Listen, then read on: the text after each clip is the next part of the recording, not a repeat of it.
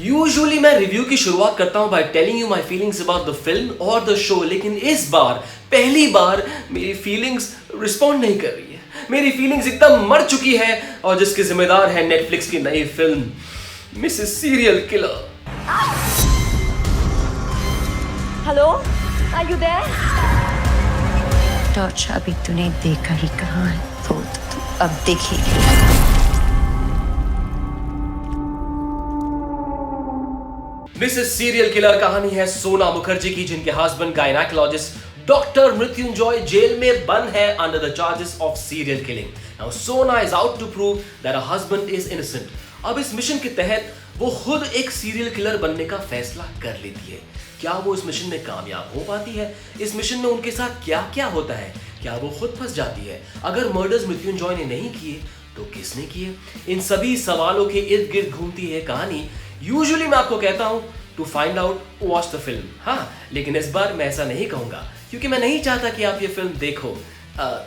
आपका well wisher जो हूं। मैं अपने हस्बैंड को बचाने के लिए कुछ भी करूंगी। जनरली हम आपको बीट मीटर पर ये बताते हैं कि ये फिल्म या शो फैमिली व्यूइंग के लिए फ्रेंडली है या नहीं है, लेकिन मिसेस सीरियल किलर देखने के बाद आपको कितनी तकलीफ होगी ये बताना जरूरी है। भाई लॉकडाउन के दिनों में घर का काम करते हुए समय बीत जाएगा, लेकिन इस फिल्म के 1 घंटा 47 मिनट और 15 सेकंड बीतना मुश्किल ही नहीं, नामुमकिन है।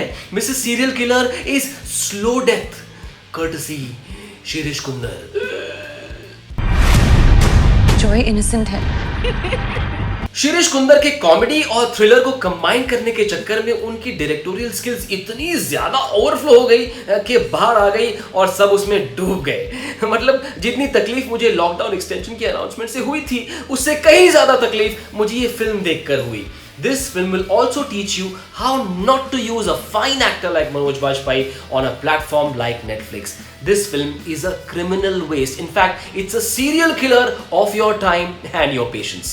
मतलब फिल्म का स्क्रीन प्ले तो देखो, हीरोइन का हस्बैंड जेल में बंद है, मर्डर चार्जेस लगे, इतना स्ट्रेस है, लेकिन फिर भी मैडम की styling, costume, hair, makeup absolutely on point, कानों में झुमके भी पहने और इनफैक्ट एक कोर्ट सीन में तो वो कैंडी क्रश भी खेलते हुए दिखाई दे रही थी। शाबाश, वेल डन। अब ये सब सुनकर आपको पता तो चल गया होगा कि फिल्म के स्क्रीन प्ले में, प्लॉट में, स्क्रिप्ट में, राइटिंग में कोई दम नहीं है। Jacqueline Fernandez, you're beautiful.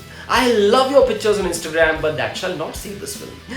और मनोज बाजपेयी की परफॉर्मेंस को देखकर लगता है कि it must be a very lonely experience for him to carry such a horrid script on his shoulders. In fact, film के क्लाइमैक्स में इनका कैरेक्टर पूछता भी है, कहाँ है कॉमेडी? कॉमेडी कहाँ है? और मैं पूछ रहा था, इस फिल्म का दी एंड कहाँ है? कहाँ है दी एंड?